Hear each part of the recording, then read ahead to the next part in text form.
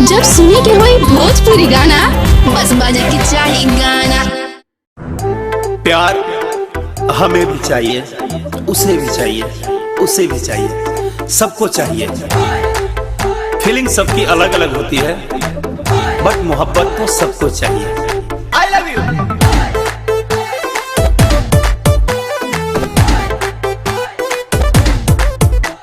सबके मरता प्यार पर काटी दिन हम तो अचार पर। फैशन में सबके मातल हमारे सिंगार सलवार पर। सबके मरता प्यार पर काटी दिन हम तो अचार पर। फैशन में लोग बाटे मातल हमारे सिंगार सलवार पर। मेरा रतियों में दिलवा है रोता रे रोता रे रोता। यदि हमारो भतार कोई होता दबा के गोदियों में सोता। यदि हमारो भतार कोई होता दबा के रतियों में सोता।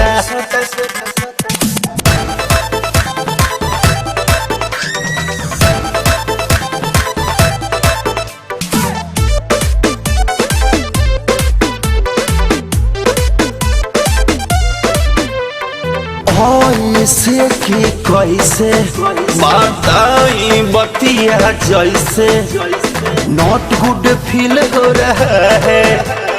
आधी आधी रतिया में अजबे हालतिया पता न कब कहाँ गील हो रहा है।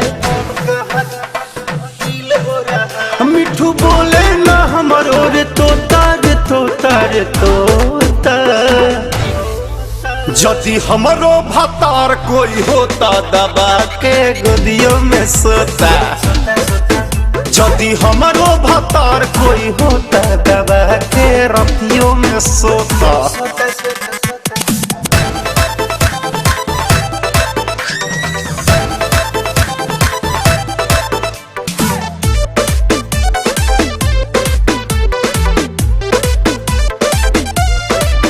कब ऑफ करे कब डाउन दिल करत बड़ा साउंड। आजकल बुफर आवाज करता है कवनो दिनवा यही है। राकेश राजा ले जई है उनके ला पागल मिजाज करता है। मन मोहब्बत में मार लेती गोता रे गोता रे गोता। यदि हमारो भतार कोई होता दबा के।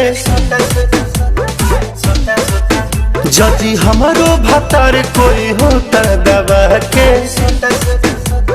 गोदियों में सोता। Love is life. मेरा रतियों में दिलवा है रोता रे रोता रे रोता। यदि हमारो भतार कोई होता दबा के गोदियों में सोता।